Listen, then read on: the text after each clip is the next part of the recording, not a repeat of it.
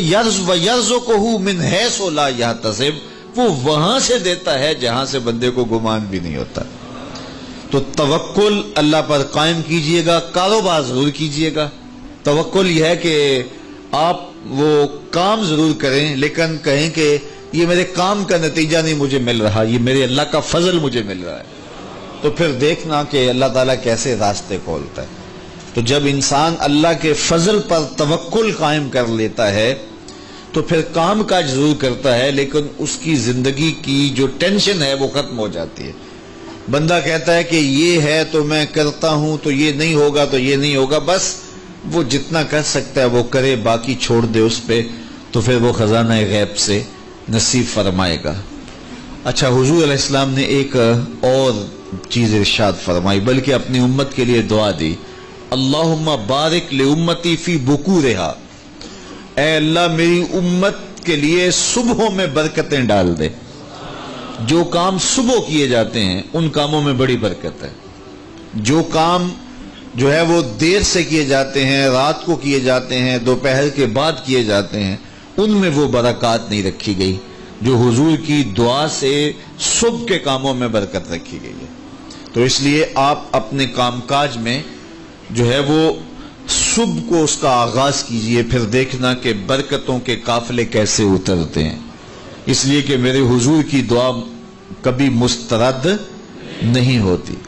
اجابت کا صحرا، عنایت کا جوڑا، دلہن بن کے نکلی دعائے محمد صلی اللہ علیہ وسلم۔ اللہم بارک لامتی فی بکورہا، اے اللہ میری امت کی صبحوں میں برکتیں ڈال دے۔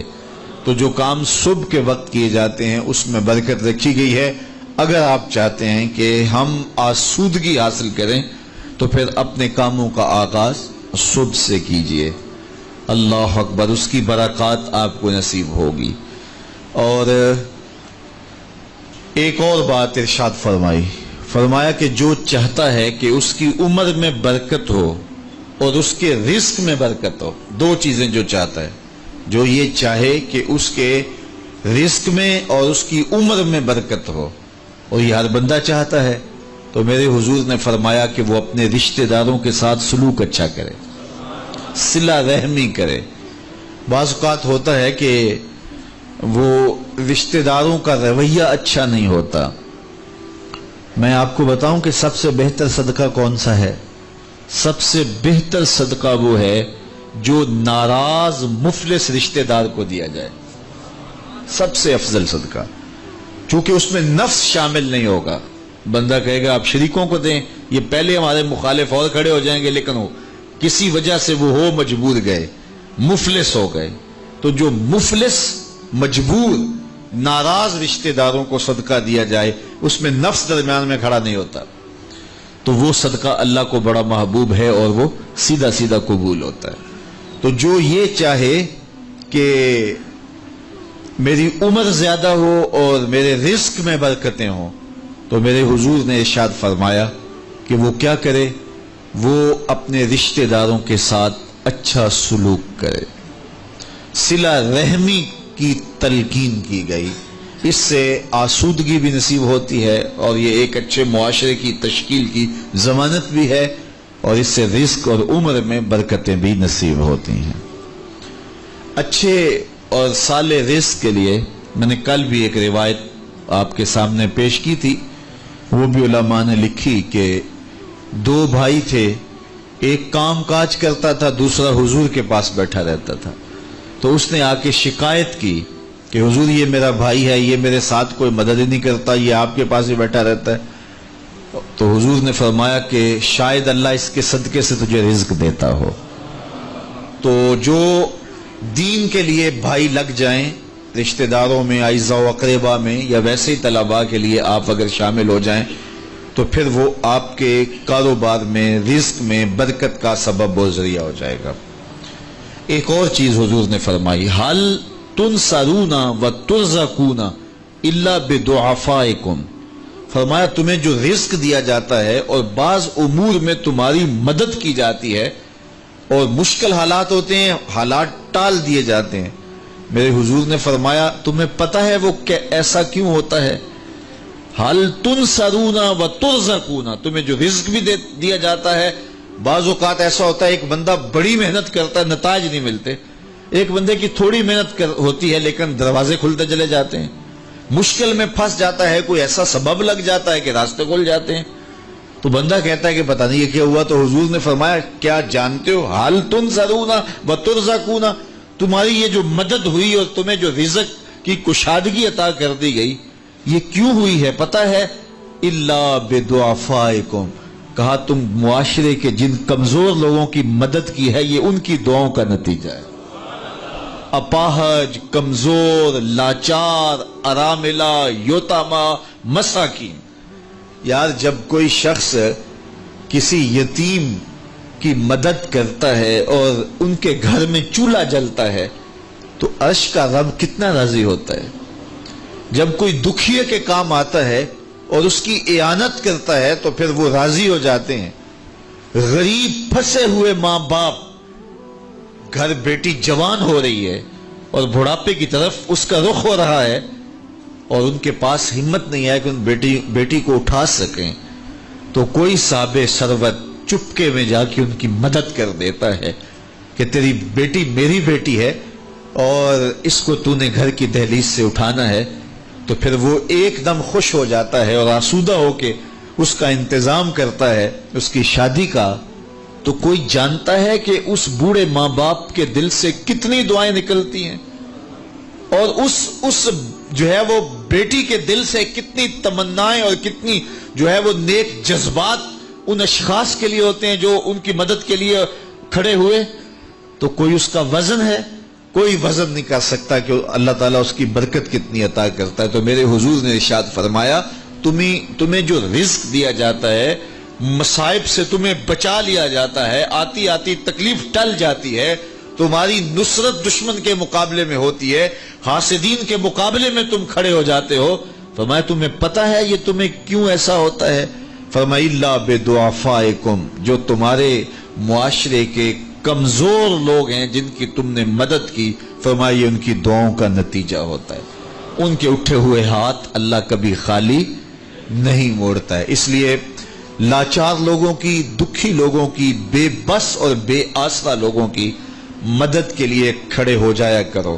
وہ کسی نے کہا تھا کہ بڑوں کی بڑی بڑی خدمتوں سے وہ سکون نہیں ملتا جو چھوٹے چھوٹے لوگوں کی چھوٹی چھوٹی خدمتوں سے مل جاتا ہے.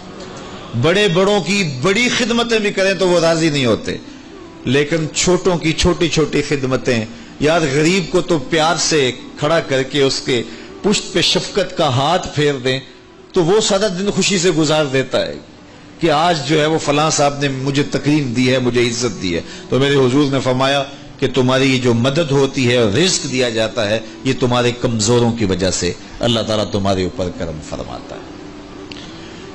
اچھا، ایک اور ذریعہ رزق کے اضافے کا حضرت عبداللہ ابن مسعود رضی اللہ تعالی عنہ کی مرویات سے. یہ حضرت عبداللہ ابن مسعود جلیل القدر صحابی ہیں. ان کے ہاں بیٹیاں ہی بیٹیاں تھیں.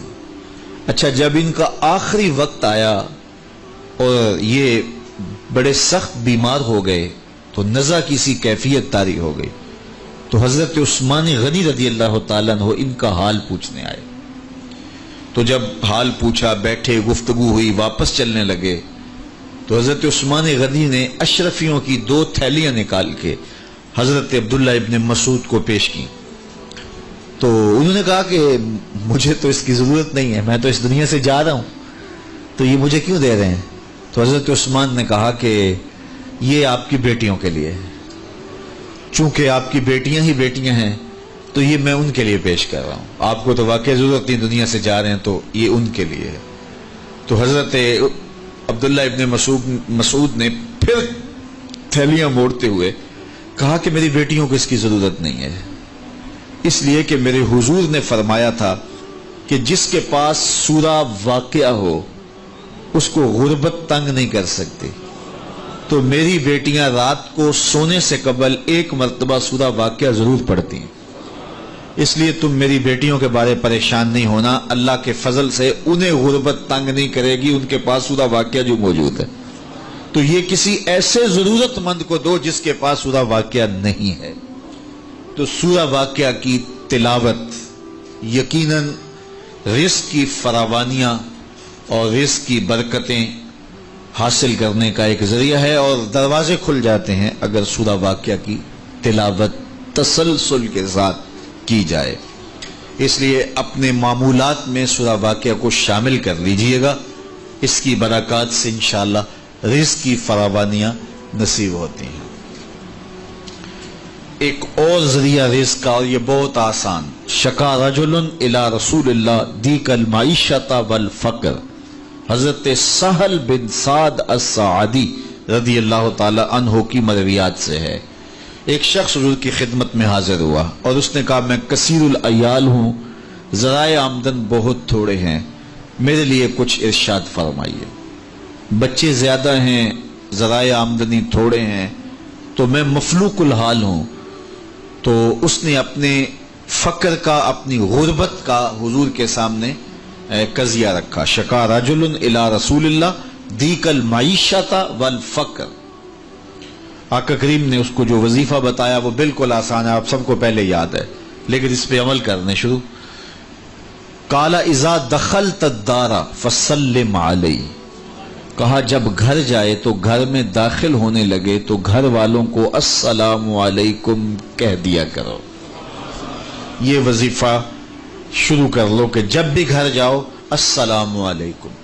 اس کے بعد ایک مرتبہ سورہ اخلاص پڑھ دیا کرو، قل هو اللہ احد۔ یہ وظیفہ فرمایا تم نے شروع کر دینا ہے، جب بھی گھر جاؤ السلام علیکم یہ کہہ کے داخل ہو، پھر اس کے بعد قل هو اللہ احد ایک مرتبہ سورہ اخلاص پڑھ دیا کرو۔ اور میرے آقا نے فرمایا کبھی ایسا ہو کہ تو گھر جائے، گھر موجود نہ ہو، اہل خانہ کہیں گئے ہوئے ہوں، تو فرمایا عمل نہیں چھوڑنا، فسلم علیہ، پھر تو مجھے سلام کہنا، پھر تو مجھے سلام کہہ دینا۔ وہ صحابی فرماتے ہیں کہ میں نے یہ عمل شروع کر لیا، جب گھر جاتا السلام علیکم، اس کے بعد سورہ اخلاص پڑھ دیتا، بیٹھنے سے پہلے پہلے یہ کام کرتا۔ اور کبھی ایسا ہوتا میں گھر نہ جاتا، گھر والے گھر نہ ہوتے، پھر تو مجھے چائے چڑھ جاتا، پھر میں حضور کو سلام کہتا۔ اللہ اکبر۔ حضرت ملا علی قاری نے شرح شفا میں لکھا ہے، جو حضرت قاضی ایاز مالکی اندلسی علیہ رحمہ نے لکھا ہے شفا میں، کہ جب گھروں کو جاؤ تو حضور کو سلام کرو، تو اس کی شرح میں لکھتے ہیں حضور کو سلام کیوں کرو، تو وہ کہتے ہیں لِأَنَّ رُوحَهُ علیہ السلام موجود فی بیوت المسلمین، اس لیے کہ حضور کی روح کا فیضان مومنین کے گھر میں موجود ہوتا ہے۔ اللہ اکبر۔ اس لیے حضور کو سلام کرو۔ وہ کہتا ہے جب کوئی نہ ہوتا میں حضور کو سلام کرتا۔ وہ اپنے نام لیواؤں کو تنہا چھوڑتے کب ہیں، جہاں ہم دم نہ ہو کوئی وہاں سرکار ہوتے ہیں۔ تو کہا اس کے بعد سورہ اخلاص پڑھ دیتا۔ یہی میرا عمل رہا۔ پھر اس کا فائدہ کیا ہوا؟ وظیفہ حضور نے بتایا تھا، اور جب بھی جاتا السلام علیکم سورہ اخلاص، کوئی نہیں ہے تو حضور کو سلام اور سورہ اخلاص کہتے۔ میں نے عمل شروع کر دیا، حتی افاد اللہ جیرانہ، اس عمل کی برکت سے میں نے تو امیر ہونا ہی ہونا تھا، میرے ہمسائے بھی امیر ہو گئے۔ ایسی برکتیں، ایسی رحمتیں اتری کہ میرے ہمسایوں کے ہاں بھی فراوانیوں اور برکتوں کا نزول ہونے لگا۔ اسی طرح رزق کی فراوانی کا ایک اور ذریعہ ہے، اور وہ یہ انفاق فی سبیل اللہ۔ جب اللہ کی راہ میں آپ خرچ کریں گے تو پھر اس سے رزق بڑھتا ہے، جبکہ ہماری عقل و خرد کے فیصلے یہ ہیں کہ مال میں سے کچھ نکالا جائے، تو ہمارا ریاضی اور حساب یہی کہتا ہے کہ کچھ کم ہوتا ہے، ہمارے کیلکولیٹر کا نتیجہ بھی یہی ہے، ہمارا اکاؤنٹنٹ بھی یہی کہتا ہے کہ اتنے نکال دو گے تو باقی اتنے بچیں